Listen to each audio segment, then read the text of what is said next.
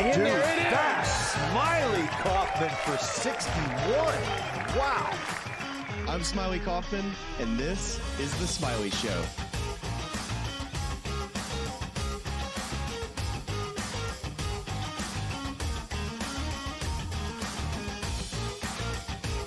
And we're live. We did it, Smylie. We did it. Things you love to see. Oh, man, we are back. Happy to have you back in the States, Charlie. Good to be back, Smylie. I'm running on I don't know how I do the math on my sleep schedule, because I think it was like a 24-hour travel day to get to North Palm Beach last night, and I probably slept 4 hours in that 24 hours. And then last night I slept about 2.5 hours. So I'm running on fumes right now. I'm running on the highs from the Scotland trip. I'm running on the adrenaline from the one and done win, which we will certainly get into here shortly. But that's kind of where I'm at right now. So we're just gonna kind of see how it goes. We kind of have to get into some of this breaking news right now, right? I mean, we're here. I mean, it's kind of all over Twitter at the moment. Do we want to get into it? Well, we have a couple different options here. So we have the briefest of Scotland, just chats. We're going to dig into a full Scotland recap here in a couple weeks. We have that. We have the travel stuff. We have a one and done recap, our 8th win of the year for the show, my personal 5th win, and a John Deere Classic recap we want to dig into. And we were going to do a little bit of reaction to. We were going to kind of prepare for the announcement noon tomorrow of the next U.S. Ryder Cup captain. But I think you're right. I mean, we might as well just chat a little bit here about what Bob Harrig is reporting right now, that Keegan Bradley is going to be selected as the next U.S. Ryder Cup captain. So let's just get some first impressions from you to get this thing going, Smylie. Yeah, I got the text about it this morning, and I was thinking to myself, that seems to be the direction that this U.S. Ryder Cup team wants to go, is a little bit younger, more relatable. And they had that with Zach Johnson, but I'm not sure if they had quite the support for Zach Johnson that they realize that he may have needed. John Wood gets hired to be the manager of the team. We'll see what type what his vice captains potentially might be. But off the cusp, just thinking about Keegan Bradley as the captain, I mean, Keegan to me is widely known as to being one of the most competitive match play players that I can think of. We can think of multiple occasions of just the match play at the one at TPC Harding Park with Angel Jimenez, him and Keegan getting into it with Pepsi. So definitely he's a tough dude that will fight not only for himself, but for all the guys that would be on his team. He's had huge moments in the Ryder Cup playing with Phil Mickelson, and I think just his tenacity and how he played became a bit of a Ryder Cup legend, sinking a lot of big putts, not shying away from the moment, even being a rookie and stepping up to the plate and just being a guy that could be relied upon his teammates. And we all saw the devastation on the Netflix in full swing of him getting the call from Zach Johnson not being on the team. So part of me is like, okay, you didn't make the team at Rome, and maybe the PGA is like, hey, well, we got one thing better for you. How about being the Ryder Cup captain at Bethpage in New York, which is going to be an insane atmosphere. I do think it's kind of interesting too, the dynamic of Luke Donald and Keegan Bradley, two really good friends. So those two guys having a friendly nature, a good relationship between the two of them, I think is super interesting.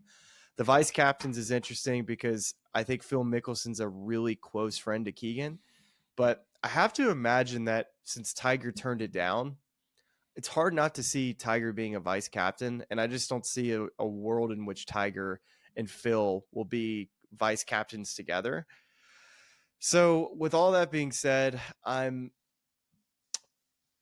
don't know who else they could have picked. Stuart Sink was the other really big candidate. I feel like that was kind of rumored to be maybe the next guy, but it wasn't a shoo-in. It wasn't a layup. I think Steve Stricker was, to me, the the best choice that you could have gotten if you had gotten Steve Stricker to go and do it. But it seems that he's retiring from Ryder Cup captaincy after Whistling Straits. If you couldn't get Steve, might as well try to go get somebody else that maybe doesn't have the experience, but it's going to have the fire. He's going to know all these young players, and who knows, he's not far off from making the team. So that's interesting too. Could he be a playing captain? There's a lot to unpack here, Charlie. Most certainly. The first place my head goes is to a very bizarre place. It is thinking of all the various great images we have in years past of Michael Jordan being at Ryder Cup, smoking cigars on the cart, and Keegan, of course, being a Jordan guy. I think we might see, a little Michael Jordan cameo, maybe a little team room pep talk, something of that nature. If Keegan is helming the team as expected with this report from Bob Herrig. And I think if you're looking at the decision in its totality, the profile of the decision makes a lot of sense, because it's like a lot of things in life and business, in sports. We have Seth Waugh led the PGA of America for a number of years, and he recently stepped down. So you have new leadership coming in. You have a clear sort of rejection from the public of the way things had gone previously, some criticism of the way that Zach Johnson led the team in Rome, criticisms of the boys club, that same boys club that kind of kept Keegan out as a player from Rome. I think there are a lot of, tricky decisions that, to be handled, things like where Bryson DeChambeau fits in this team picture, others who are on live, if they're not kind of qualifying outright. And I think a new voice is much better suited to handle those types of decisions and, just weighty things that an establishment set of captains that had previous experience maybe would just kind of decide to do it status quo. That's how I kind of see this decision. Now, I still think Keegan Keegan himself is a surprising one for a lot of the reasons you listed. A guy who's still playing well, in that sort of top 50, top 30 on the FedEx Cup, a guy who could easily make this team with a good run of form. But I love the kind of, if this indeed is the pick, I love the genesis of a new type of leadership for these teams, and a guy who, for all we know, I think his bag from the last Ryder Cup he played in is still packed, because he didn't want to unpack it again until he played on another Ryder Cup team or participated on another Ryder Cup team. Maybe being a captain checks that box, but going and doing this, a guy who clearly cares about this team and this competition and is going to wear that passion on his shirt. And I think, the vice captain's thing is going to get really fun and really interesting to see who he decides to bring in to kind of help co-helm that team, because that, of course, seems to make up the next set of captains we see for the next President's Cups and Ryder Cups on the horizon. So definitely a left field one, but I think the profile of the decision, it makes a lot of sense if you think about it from where they're trying to kind of go with a new era of leadership. I think this would have made a lot more sense if this was 2 years from now or 3 years from now. We're talking maybe just when Keegan might be out of the mix to make the team. But as it stands now, being, I think, a player that's right on the bubble of making the team, it's really interesting, because you're having so much youth come through right now that you have the old guard and the new guard, and figuring out who's going to be the young players that get selected. And I think you're going to see a little bit of that at the President's Cup this year. Is Sahith Theegala, Akshay Bhatia, Will Zalatoris. Will Zalatoris is a player that would have been already on some of these teams if it weren't for his injury. Cameron Young. So you have all these young guys, and Davis Thompson winning this week. Are we going to start to see a bit of integration this year on this President's Cup team? But it's fascinating to me, because we obviously have plenty of time until Keegan Bradley and the Ryder Cup team next year gets decided. I know he's a bubble guy this year for the President's Cup, but who's to say that Keegan doesn't go out and have a really good year next year, and he's a guy that plays his way onto the team. It's all really interesting to me. And you just have to still like where the Europeans are sitting in all this. They have Luke Donald, who did a tremendous job in Rome.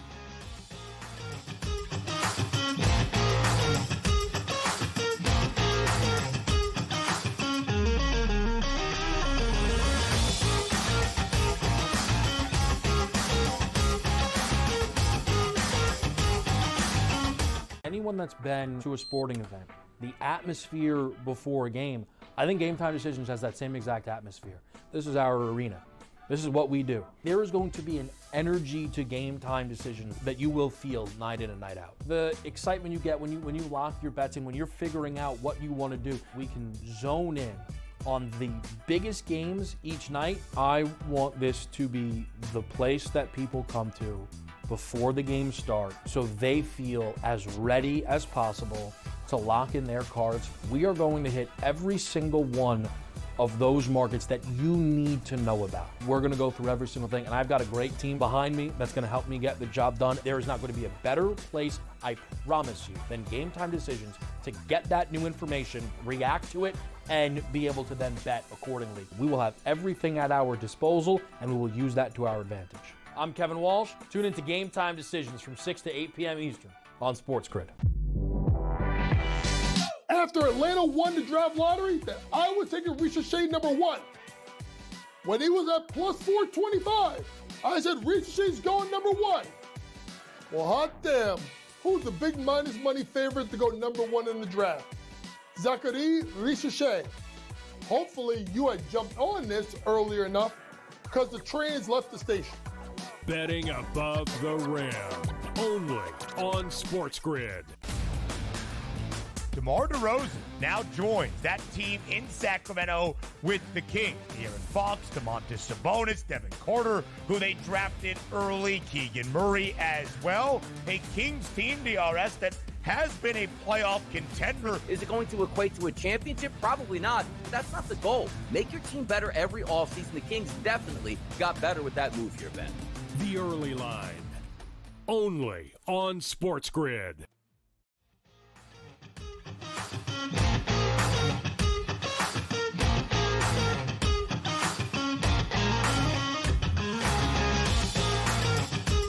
Just seems to be not a whole lot of change over there, and the Americans seem to have to be playing a little catch up and figuring it out as they go, because I think they had Tiger Woods penciled in to be the captain this for this Ryder Cup, and once he turned it down, they didn't have a succession plan that just made perfect sense, which is why I think you saw them go with a player like Keegan Bradley, who obviously has tons of love and for the Ryder Cup and just is an absolute animal when it comes to competition, that he's not going to really just leave any stone unturned. He's going to go all in every single aspect of trying to make sure he has the best team possible to go and win in New York. And Charlie, that Keegan's going to be unreal on TV for that. He's going to be very energetic with the crowds, I guess you could say, for how he's going to kind of handle it at Bethpage. But this is all assuming this report is right. You assume that it is. It's the same information I heard as well. So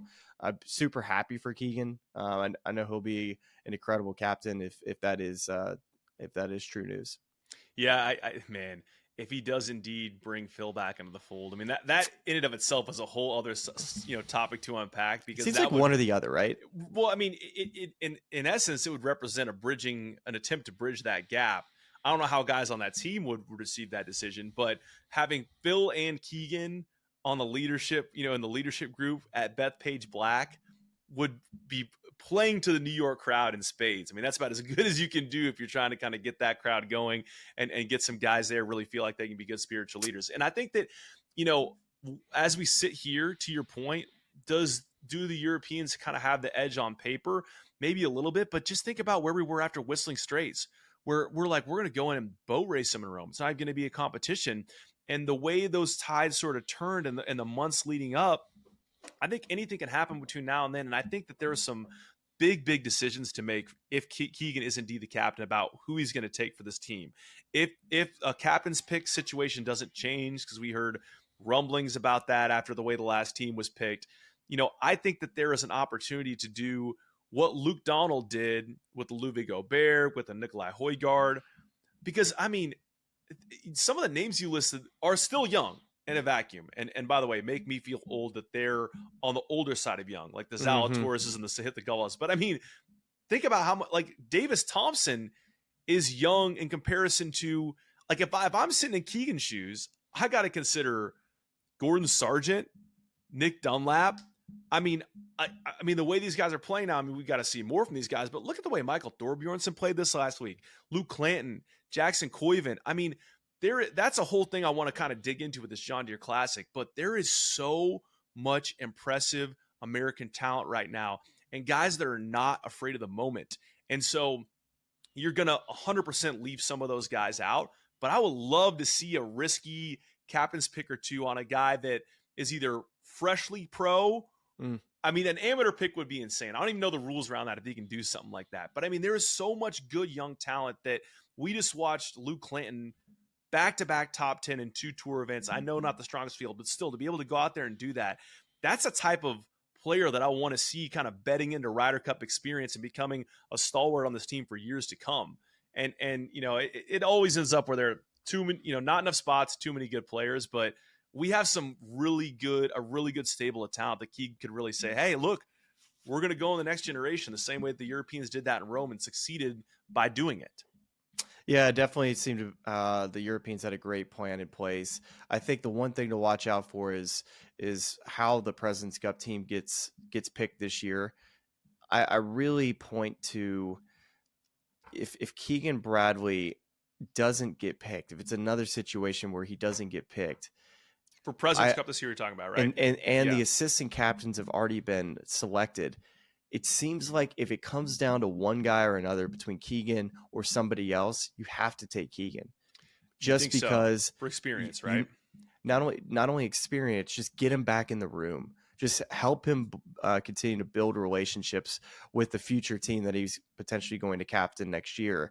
So that's another angle that if I'm a player, let's say I'm Sahith Theegala, and it comes down between me and Keegan Bradley.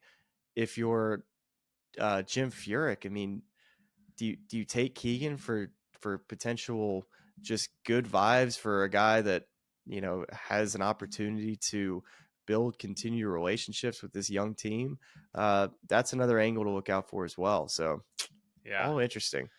All interesting stuff, and we could go on about this for hours at this rate. But I think about 15 minutes as we've done here on this, and again, it is, if you've not caught up on this already, it's a Bob Herrig report that the announcement being made tomorrow, I believe it's at noon Eastern, is that Keegan Bradley will be the next United States Ryder Cup captain for Bethpage Black in 2025. So we'll wait to see if that announcement holds.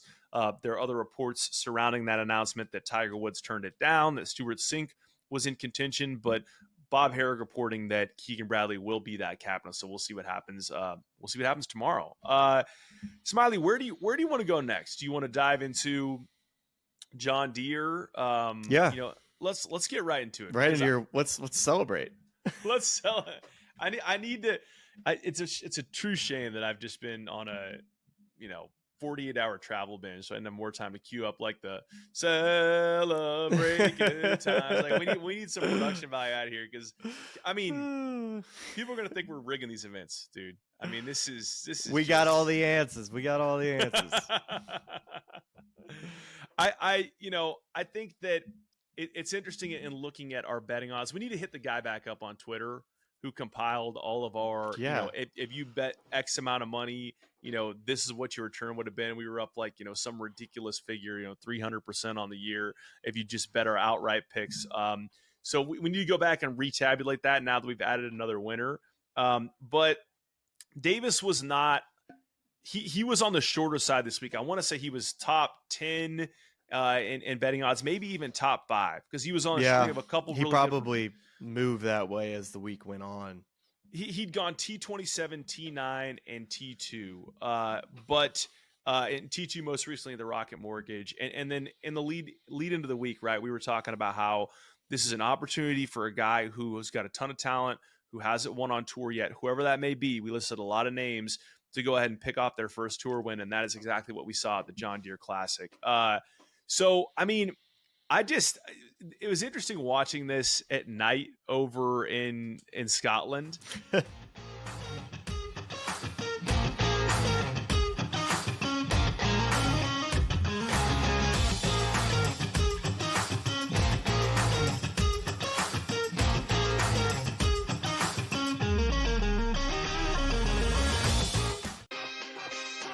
The WNBA is a unique market, right? It moves a little bit different. You take a bet, a limit play, even if the limit is 2 dimes on the side, you don't go from 11.5 to 12. You know what I mean? You got to go. Because if they bet you the second number, then you go, oh boy, now we have a decision that we really didn't think we got a big decision. Books love decisions. Game time decisions. Only on SportsGrid. Watch out for USA and Canada in 4 years. Like cricket's going to be a sport that's growing. I made my first cricket bet last week or over the weekend. I was getting a team that was leading like 150 to 5 plus odds. I'm like, I'm up 150 points and I'm getting plus odds. Where do I sign? I love this cricket stuff. What are you kidding me? In-game live, prime time, only on SportsGrid.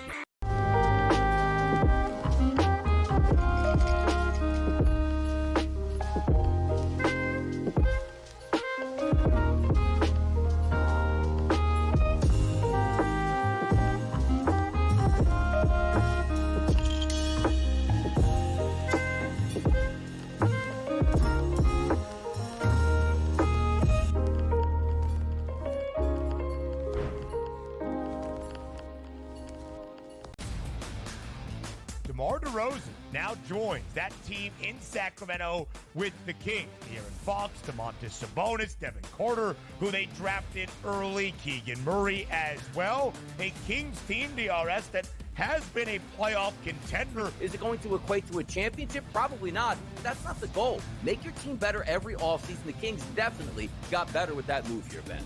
The early line. Only on SportsGrid.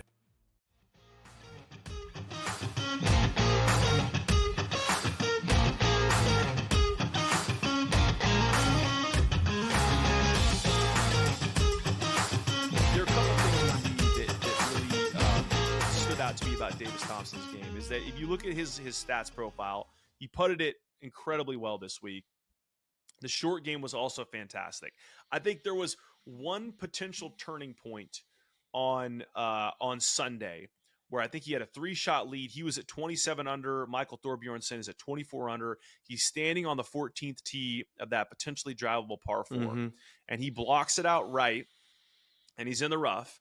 And he, it's obviously that's this course was, we saw, I think 16 players, 20 under par better this week. So this course didn't have many defenses, but some of the defenses it has is that thick rough. And so Thorbjornsen obviously is worried a little bit about, hitting it too far, not being able to spin it, and it kind of rolling off the green, hits it short, ends up 3-putting from there, makes 5, drops the shot back to 23. Davis stands on that tee, does the same thing, hits it right. Now his ends up on a cart path, but he takes a drop. What does he do? Knocks it to about this, 12 inches, knocks in the birdie. Put it on ice. So that I thought was phenomenal. But I thought that watching the coverage in the UK, the thing that stood out to me was, and I forget who the analyst was, but looking at his swing and the way he uses the ground, and it was in great contrast, I think, to we talk a lot about Scottie Scheffler's footwork and moving all over the place and sliding it, and he obviously does it in a way that works for him. But looking at some of his kind of, his tee accuracy, which he did a great job of this week, where when he at impact, he has both feet on the ground, not up yet, an extremely solid base. And to me, that helps him find the center of the face more often and keep it accurate in the middle of the fairway. But he's also like 6'4", so he's got power built in there as well. So this is a guy that he's got power. His approach game was great this week as well. And when he's putting it like this and when he's chipping it like this is a guy that looks like he could be another one of the faces of young American golf going forward. So I'm just pumped for us. So we're just identifying young talent. We're making it happen. What were your thoughts on the way Davis played this week? Oh gosh. Yeah, Davis, huge congrats. And when you kind of talk about his golf swing, first, big congrats to his longtime coach, Eric Eshelman, lives here in Birmingham, is the director of golf out at Country Club at Birmingham. It's who I went to as a kid growing up. So seeing Eric coach a PGA Tour winner was really fun for me to watch Davis get it done. Davis, his dad, Todd Thompson, is the RSM tournament director, but he also started the Southeastern Junior Golf Tour, or if he didn't start it, he was the head honcho for 15 plus years when I was coming up playing. So every time I played in a SJGT tournament, Todd Thompson was always there running the golf tournament. So I've known Todd forever. And then along comes Davis, however many years later. I was like, this kid's gonna be pretty good. And he's like, yeah, he's pretty dang good. And when you talk about his golf swing, interesting that you say his feet were on the ground. Well, it just rings a bell in my head. Anytime that I would go get a lesson from Eric, we always just try to work on keeping my right foot down through impact to keep me spinning out of it. So that's a fundamental that Eric teaches. He's got great footwork, like you talk about, stable club face. And it's the type of athlete too. We have out of PGA Tour posted his basketball highlights, which I thought was great. And we're seeing more and more of this, which is the type of PGA Tour athlete that's coming out onto the tour. You mentioned a couple of those stars coming out a moment ago with Clanton and Thorbjornsen, but Davis Thompson, he reminds me a lot of the same type of athlete and body figure and golf swing that Ludwig Åberg has. Tall, rangy athlete, knows how to use the ground very well. You don't see a ton of changing in their levels, a lot of side bend, just an ability to put the bat on the ball and be able to use the ground and sequence the golf club correctly.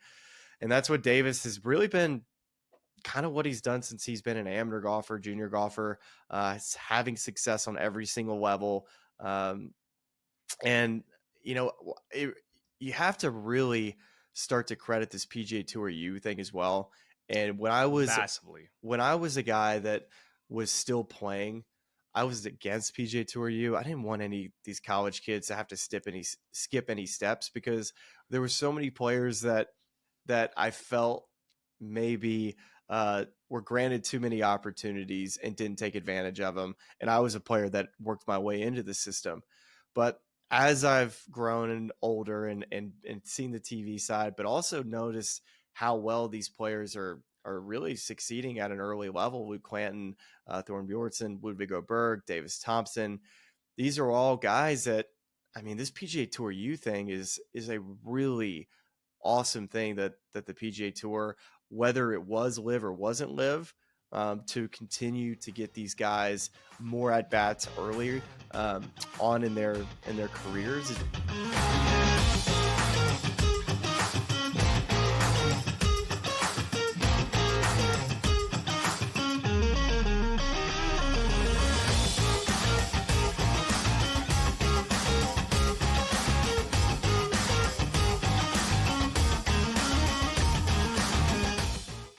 SportsGrid, your 24/7 sports wagering network. Fantasy sports today. Can he be a guy that's really useful in your fantasy rotation? I think the answer is yes. Game time decisions. I'm going to lose the bet because he's injured again. Betting above the rim. He's got a broke J. That's all there is to it. He's got no confidence in that jump shot. My thing you've always heard me say on the network is you're either winning or you're rebuilding. In-game live all access. Wondering when that was going to happen, and the answer is it just Sometimes did. The bigger guy will have the advantage. Well, if the little guy can move, Joe, it's hard to hit the little guy sometimes when you're a big boy, right? In-game live, prime time. 40-1, I'm going to take a little flyer on Justin Rose. In-game live, overtime. As you sit here and listen, watch right now, you may want to consider placing that bet. It's smarter to be on SportsGrid.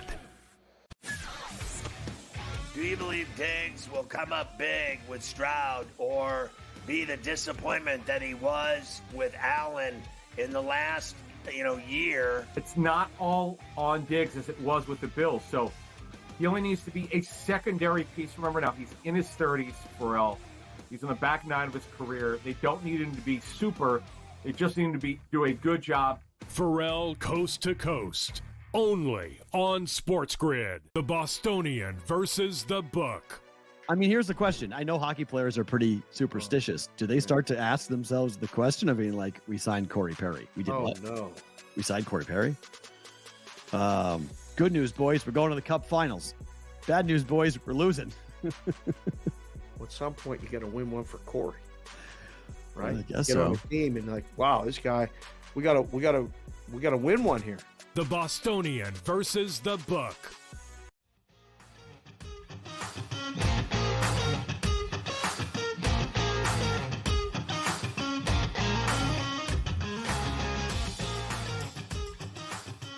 Davis Thompson, not known for being an expert putter by any means, goes and has 16 one-putts in a row at a point in the tournament is incredible. Starting the day with 5 birdies in his first 6 holes.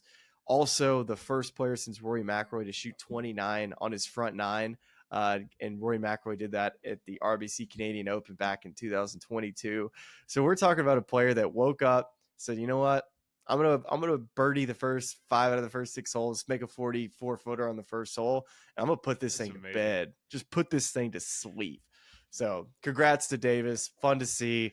Also fun to see the youth that's kind of carried the last couple of weeks, to be honest.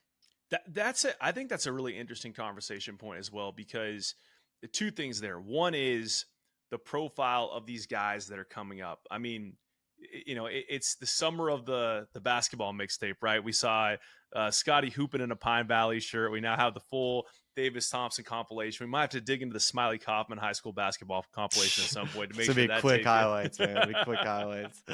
But I mean, Michael Thorbjornsen, you know, if you put him in a Stanford football uniform and trotted him out there to play quarterback on Saturday, I wouldn't blink twice. I mean, the guy's built like a house. Yes. And you know, and I just think all these guys, they're true athletes. And I think in terms of opportunities, it is, are they afforded a better set of opportunities now than perhaps they were?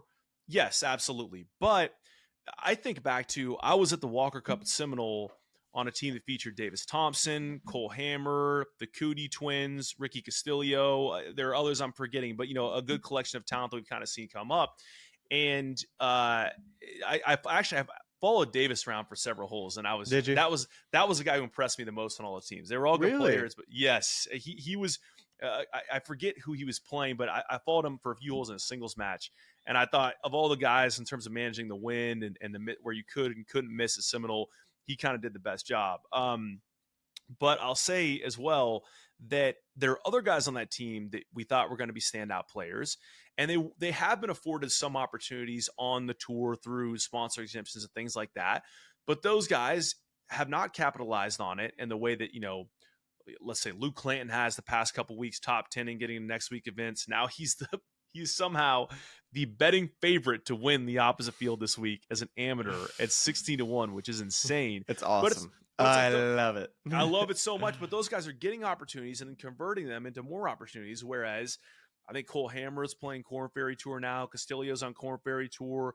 I think the Cootie twins have kind of bounced back and forth a little bit. It's, you know, I think one of them maybe earned their card last year. But the point being that when you get the opportunities, if you capitalize on them, you get to stay. And that's a merit-based system. And I like that. And if you don't, you'll eventually find your way back down on a lower tour, and will have your way, an opportunity to play your way back in.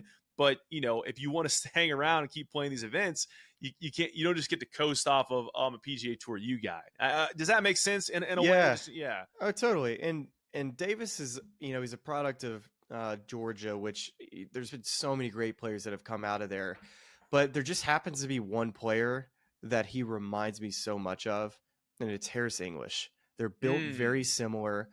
Similar demeanor. Their demeanors very, very alike. The temperament, the way they handle themselves, just their mannerisms as well. I would say that Harris is just a super chill dude. You could sit and watch a game with him, and he'll say a couple words to you. He just kind of likes hanging out with the guys, and it's not like that he's just not this big extrovert. And that's kind of the way I feel like Davis Thompson is. He's just a guy that keeps to himself, really good at golf.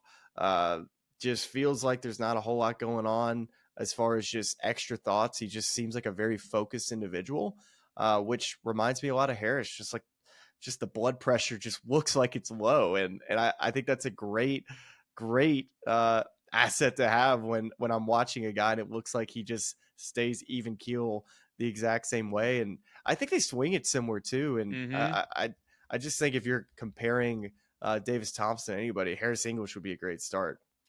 So where do we think we stand on projecting Davis Thompson long-term? Because I just out of curiosity, I just pulled up the President's Cup standings, and he's jumped 9 spots. He's 21st on that list. And I mean, for me, I mean, we've almost answered the question away in the last 10 to 15 minutes. It's like, I think we're both believers in Davis Thompson's talent.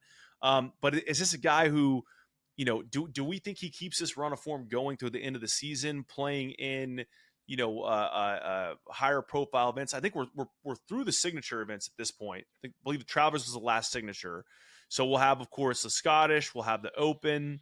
And then really when we come back on the backside of the Olympics, we're getting into the FedEx Cup playoffs.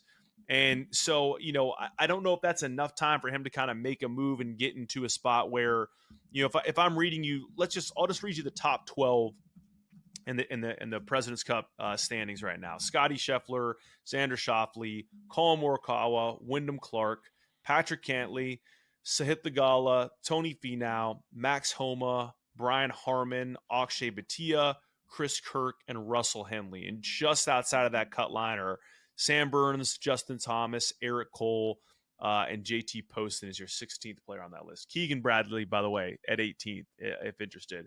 So Davis is at 21st. I mean, I wonder if this is a guy who we could see him kind of play his way into this, and you know, and if you know, this is an opportunity again, like Luke Donald for the Ryder Cup, to kind of grab 2 or 3 young guys in a competition that's theoretically less challenging than the President's Cup and kind of bed them in and get them some team experience. Dude, I think this is the type of player that you have to just keep your eye on if you're Jim Furyk. I know he's not quite as close as you'd like him to be if you're Jim Furyk, but man, he just, when you look at some of his advanced metrics in his stats, like strokes gained total, 7th on the PGA Tour this year. I mean, wow, 7th, and wow. His around the green stats 5th, man. So we're talking about a guy that can ball strike it, he can chip. The biggest issue is the putter, and this year he's 61st in putting, so it's not even that bad. He drives it long. The driving distance is 304 yards. So I think Davis Thompson is that type of player that you kind of talked about. Like, I'd love to see some youth get into the President's Cup, Ryder Cup teams. He's kind of like a Nicolai Højgaard type of pick that Luke Donald had in Rome. I don't think he's probably quite to Ludwig at the moment, just as far as just getting in contention enough. Over the last 4 weeks, he's proven that he has, but can he keep that sustained play up? It's hard to see him slowing down right now. I don't see what is going to slow him down besides just stamina, because what he's doing right now is pretty dang impressive when you talk about how well he's been playing over the last month and a half. It's so interesting looking at his event by event profile and looking at some of those underlying stats where, you know, it's his miscut weeks are just like a train wreck putter week. Yes. Yeah. It's like exactly. RBC Canadian Open train wreck putter week, CJ Cup Byron Nelson train wreck putter week, Valspar like off the charts train wreck putter week. And maybe in looking at the stat in totality, it's like you remove a couple of those, you know, a few of those outliers, and then he's actually not as bad as we think he is.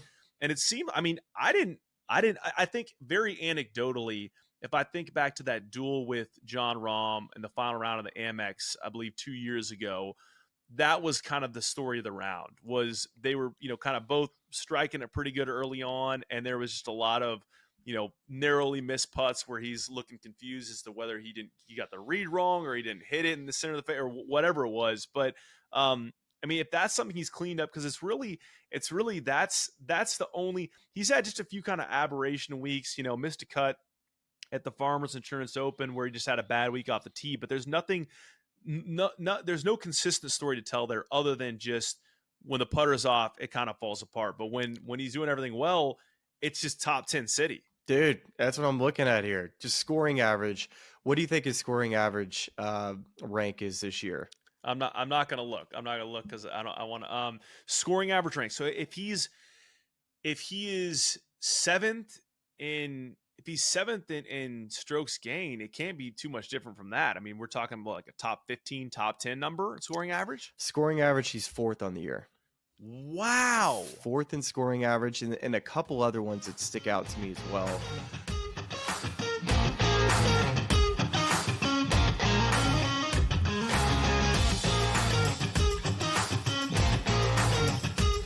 Anyone that's been to a sporting event, the atmosphere before a game, I think Game Time Decisions has that same exact atmosphere. This is our arena. This is what we do. There is going to be an energy to Game Time Decisions that you will feel night in and night out. The excitement you get when you lock your bets in, when you're figuring out what you want to do, we can zone in on the biggest games each night. I want this to be the place that people come to before the games start so they feel as ready as possible to lock in their cards. We are going to hit every single one of those markets that you need to know about. We're going to go through every single thing, and I've got a great team behind me that's going to help me get the job done. There is not going to be a better place, I promise you, than Game Time Decisions to get that new information, react to it, and be able to then bet accordingly. We will have everything at our disposal, and we will use that to our advantage. I'm Kevin Walsh. Tune into Game Time Decisions from 6 to 8 p.m. Eastern on SportsGrid. It is Canada. You know, Canada is one of those teams that's the darling of the tournament right now. They're still 9-1. To win a tournament, or even to advance far into a tournament like this, you need a bit of good fortune.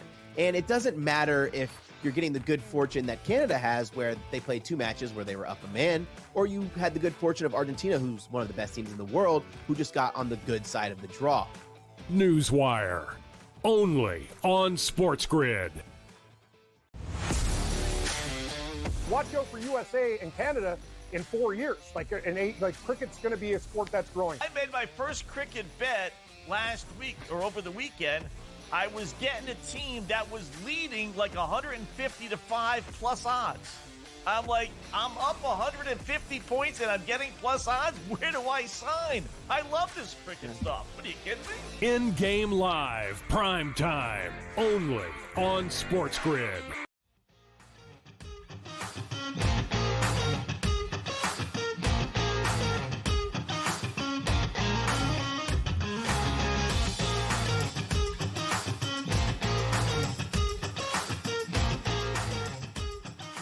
Now, let me kind of turn this a little bit, a slight sort of segue here. And there are a couple different directions I want to go with this, because we're turning from a week where, and there's perhaps a golf course discussion and maybe a state of the game discussion to be had in here, where there are 16 guys under par and there are a lot of alarm bells being raised.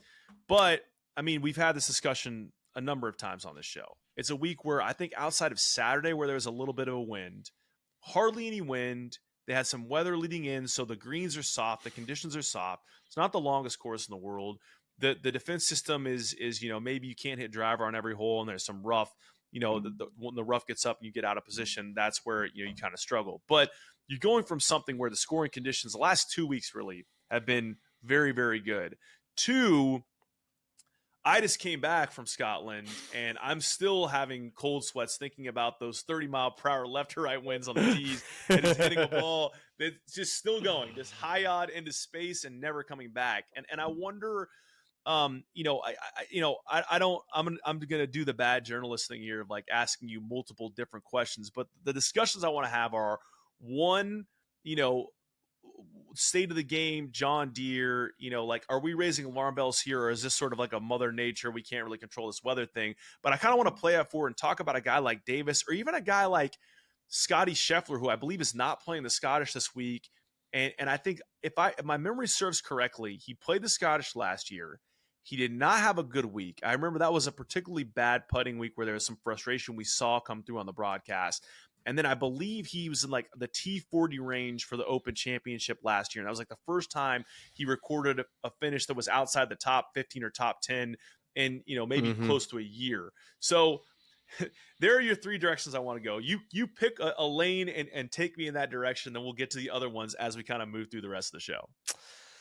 Well, do you want to get into Scotty? Do you want to get into the Scottish? What do you want me to get into here? Because I can go whatever direction. Well, let's stay on Deere. Let's just finish up Deere on course conditions. And like, are you raising the alarm? We saw Hayden Springer's 59. Or is this to you like because there are other stats too that were outside conditions where like Luke Clanton was, and Thorbjornsen were touching like mid 180 ball speed all week long. And yeah, I send it out there. I love it, but it just keeps bringing up this discussion of like, the equipment, the ball, et cetera, et cetera. Like, I just want to kind of take your temp check on this after a week like this where the scoring is low. Yeah, well, this golf course has never really tested a player's ability to hit all the shots. It's a point and shoot type of place. It's a ball striker's paradise, because if you execute, you're going to have 16 good birdie looks.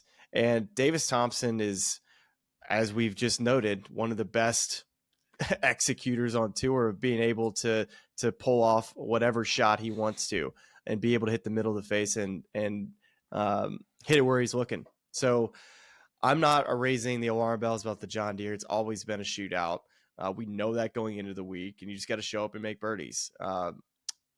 Is it raising an alarm about maybe going to different places? Sure. But I think you kind of know what you're getting to when you go to the John Deere. Yeah, and I think, and it's also, you can't play hard courses every week, right? You can't do like the Florida swing year round, because guys will just get fed up with it or ask for a break here or there. So I think that's a fair point too. I also wonder how, as we turn the page to the Scottish over the Renaissance and then the Open Championship, the 152nd Open Championship at Royal Troon, how is a guy like Davis Thompson going to fare? Mm-hmm. And are we doing the same thing with Scotty again, where we kind of like hit this lull where we don't see him for a few weeks? Obviously he wins the Travelers, but he's not going to play. He's not going to play Rocket Mortgage. He's not going to play John Deere. Interesting that he's not going to play the Scottish, but is it one of those things where we're going to arrive at the Open and be like, oh, duh, like it's Scotty again. It's always Scotty. Oh yeah. Well, I think it's interesting because you talked about his putting maybe at the Scottish, or maybe he doesn't like the golf course either, or yeah. Hey, maybe the Open Championship, he's going to go with a different style of, I'm going to show up, maybe kind of how like Tiger used to, or even Jack would show up early back in the day for the Open Championships, show up on a Saturday, show up on a Sunday, just kind of ease your way into the week, play in all the different weather conditions, play 9 holes every day. So I imagine that's going to be his strategy, which I don't mind, because the Scottish Open, listen, it's for a lot of guys there, they're fighting for position in the FedEx Cup being this late in the season. It's not an elevated event, if I believe that's correct, right? Yeah, it's not an elevated event. So we're just talking about regular FedEx Cup points, correct? It's not a signature event. It's one of those like DP World Tour, PGA Tour partnership events where I believe it's elevated. It's an elevated person on DP World Tour side. I do not maybe know 600 points. Like I'm not sure. I need to go FedEx look Cup at that. Points. Yeah. We got to dial that. Anyways, he didn't have to worry about FedEx Cup points. He's gonna have a 2-shot. He's gonna have a 2-shot lead at the Tour Championship unless Xander goes and wins in Memphis and or Denver. So you just have to assume for Scotty at this point, it's like, all right, you know what? He had made a point about how he wasn't quite as rested as he would have liked to have been for the U.S. Open. So you know what? Why don't we just go on vacation? Looks like he's out west doing some family time. Probably just a lot of R&R needed from just a crazy year for him. Changing minutes, diapers. Yeah, like that. Yeah, just going full dad mode. So. Yeah, I imagine that the decision not to play the Scottish was probably more of a, he'd have to leave. The guys left today to go, or yesterday to go to the Scottish. It's a long week. You get over there, you get acclimated to the playing conditions, but I imagine that Scotty will get over there on the weekend and start his prep at Troon. I've heard some reports already of some appearances at North Berwick. Some guys who are already JT's dropping in. Playing there today. Is JT playing today? Yeah. I've heard Harris English, Adam Hadwin, Andrew Putnam, Luke List, Kurt Kitayama, apparently Will Zalatoris, maybe if his club's arrived in time, Ricky Fowler, Keith Mitchell to hit the gala.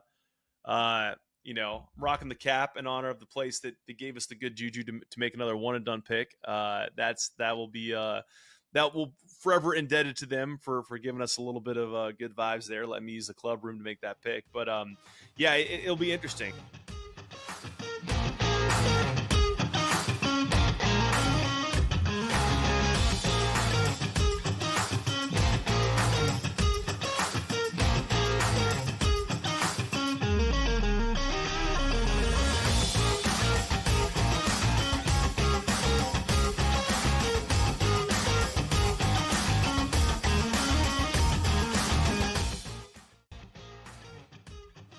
I think the one comparison that I'd like to make that reminds me of Tiger is Scotty's ability to make shots on a Sunday look like shots on a Thursday. And Tiger was so good at doing that too. In the high pressure leverage moments, he didn't lose a step. You know, he was still able to hit it pin high. He's still knocking down flag sticks. He doesn't miss-hit it. Only on SportsGrid. The WNBA is a unique market, right? It moves a little bit different. You take a bet, a limit play, even if the limit is 2 dimes on a side, you don't go from 11.5 to 12. You know what I mean? You got to go. Got to go. Because if they bet you the second number, then you go, oh boy, now we have a decision that we really didn't think we got a big decision. Books love decisions. Game time decisions. Only on SportsGrid. It is Canada. You know, Canada is one of those teams that's the darling of the tournament right now. They're still 9-1. To win a tournament, or even to advance far into a tournament like this, you need a bit of good fortune. And it doesn't matter if you're getting the good fortune that Canada has, where they played 2 matches where they were up a man, or you had the good fortune of Argentina, who's one of the best teams in the world, who just got on the good side of the draw. Newswire. Only on SportsGrid. Do you believe Diggs will come up big with Stroud or be the disappointment that he was with Allen in the last, year? It's not all on Diggs as it was with the Bills. So he only needs to be a secondary piece. Remember now, he's in his 30s, Pharrell. He's on the back 9 of his career. They don't need him to be super. They just need him to do a good job. Pharrell Coast to Coast. Only on SportsGrid.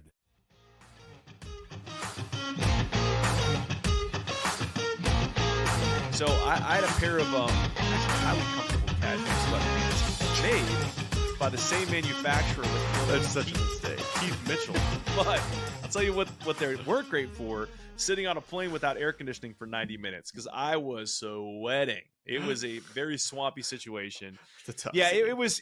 There were a number of oversights. Like we got on the plane. We went Glasgow to London, and then London to JFK, and then the stewardess on the plane in London says, yeah, there are all sorts of directs from London to Miami. Why didn't you do that? And I'm thinking, yeah, why didn't we do that? And there are directs from Raleigh to London. And I guess just my dad had this thing booked, and I didn't think twice about it. And I just decided I was going to stay the night in Florida. And then when I actually did the math on this, it was like, I'm taking 5 flights in 36 hours. This is like the lowest rung of hell. And it was close to it, but shout out to American, who I wanted a rose to, got me on time today and got my clubs here. And little silver lining here, in Scotland, the hybrid I had in the bag, it's like a Titleist TSR2, I want to say, was very prone to the big balloon ball high situation. Just like I could not do anything with that club in the wind. And I had a little backup Callaway Apex utility wood in the bag in Florida. So the silver lining of the trip was I got to go down there, swap them out. I can draw that club a little bit better. So on the heels of the first time breaking par, the game turning in the right direction, made a little equipment tweak. I think we could have some good golf on the horizon, Smylie. I really do. How many days off are you needing to take? I was thinking many, but now I want to go hit balls tomorrow. I was kind of thinking that it would be at least a 10-day. Like, I go to Scotland for 10 days to play golf. It's every day you're there is a day that you can't play at home. Is that the?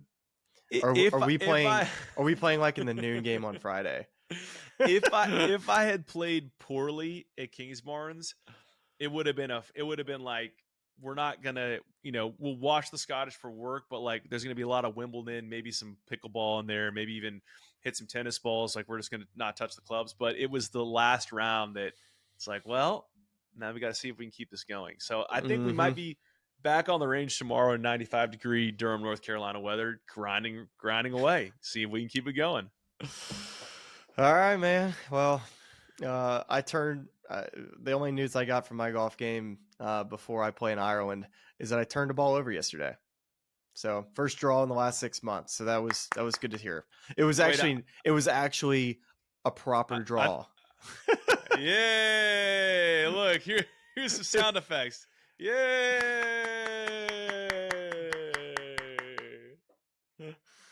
Smylie turned the ball over. It wasn't one of those draws that was like a heel hit where it was an accidental draw.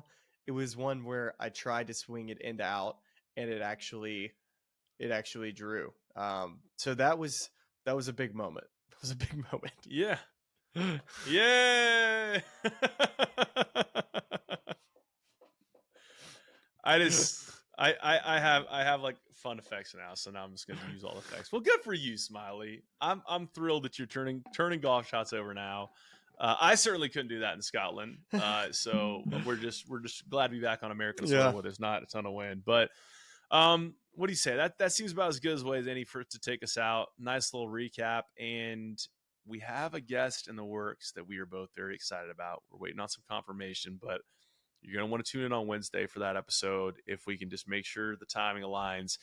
And we'll have our one and done picks this week on a platform to be determined. We are unsure about the video audio quality on Instagram Live. So we're going to see if we can't punch that up. We might be there. We might be on Twitter. We'll let you know in short form, but we'll have some picks for the Scottish Open. We're going to see if we can keep the heater going. So keep the heater going, baby. Smylie, let's keep it rolling. Any final thoughts? Any final thoughts for the people? No, man. Just excited for this stretch coming up. I mean, Open Championship, last major of the year. I just feel like it was just the other day I was looking forward to major season in the Masters, and here we are a couple of weeks away from the Open Championship and figuring out who the final major champion of the year is going to be. Right now, it's a pretty dang strong list. Scotty Scheffler, Xander Schauffele, and Bryson DeChambeau. Are we going to see somebody that's not going to be, somebody we're expecting? Or is it going to be a Davis Thompson type of player? Is it going to be a Scotty Scheffler or a Bryson or a Xander that gets their second? So a lot of great storylines, and I'm excited. Ludwig? Yeah, maybe a Ludwig. Would be nice. Would be nice to see Ludwig. Yep. That's all for us this week, and we'll be back here to talk to you in a couple days. And don't miss those picks. But until next time, and let's see if we can fire the outro properly on the new platform. Here we go. Come on, fire it away. Hey.